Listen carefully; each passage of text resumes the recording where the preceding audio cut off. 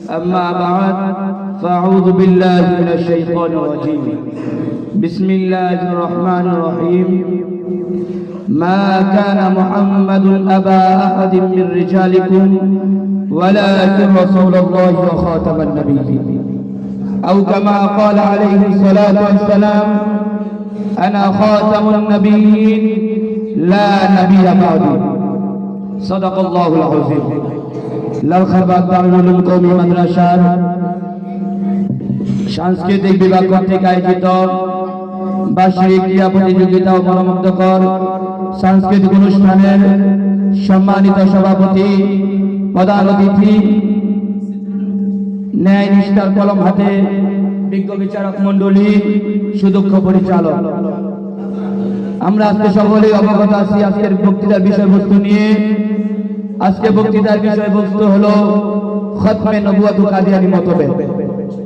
আমরা প্রথমে জেনে নিই খতমে নবুয়তের অর্থ কি।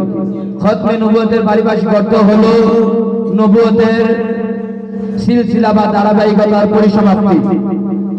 এই জন্য আমি যে কোরআনে পাকে আপনাদের সামনে তেলাওয়াত করেছি, আল্লাহ তাআলা কোরআনে পাকের মধ্যে ইরশাদ করেন, মা কানা মুহাম্মাদুন আবা আহাদিন মিন রিজালিকুম ওয়ালাকিন রাসূলুল্লাহি ওয়া খাতামান নাবিয়্যিন।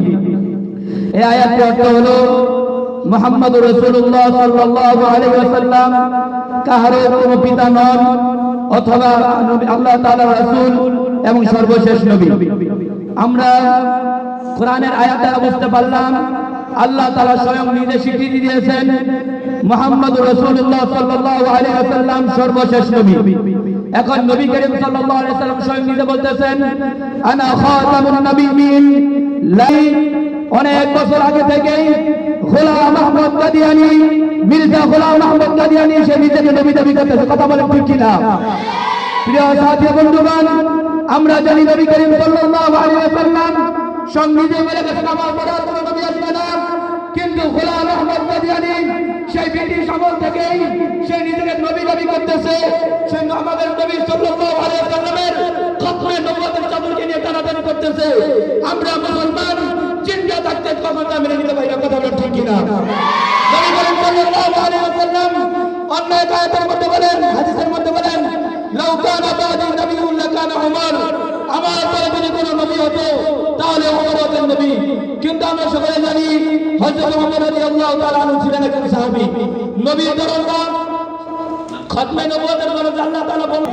এইজন্য আমরা জানি হযরত আল্লামা আব্দুল হামিদ পীর সাহেব মধুপুর দামাত বরকাতুল আলিয়া সে নিজের জীবনের চেয়ে বেশি এই খতমে নবুয়ত নিয়ে কাজ করতেছেন।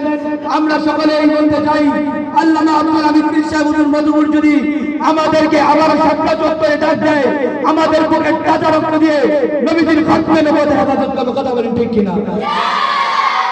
প্রিয় উপস্থিতি, আমরা বলতে চাই আমাদের দাবি একটাই, নবীর পরে নবী নাই, সংসদে আইন চাই। বাংলাদেশের মধ্যে বিভিন্ন ধরনের মুসলিম, বিভিন্ন ধর্মের লোক বাস করে, হিন্দু বাস করে, আমাদের কোন মুসলমানের সার্টিফিকেট না, কাফের সার্টিফিকেটে বাস করবে। কারণ কোন একটা কাফেরকে মুসলমান বিবাহ করা হারাম। এজন্য যে আহমদিয়া মুসলিম জামাতের অনুসারীরা তারা সকলে কাফের। মির্জা আহমদ গোলামকে যারা নবী মানে তারা সকলে কাফের।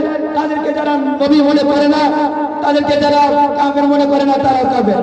এজন্য আমি বলতে চাই আমাদের সব নিয়ে সহ্য করবো, কিন্তু আমাদের নবী এবং আল্লাহ তাআলার পক্ষ থেকে যখন কোন মুসলমান কোন নাস্তিক কোন কথা বলবে, আমরা তা কখনো বরদাস্ত করতে পারবো না। কথা ঠিক কিনা? এজন্য প্রিয় সাথী বন্ধুগণ, আমরা সকলে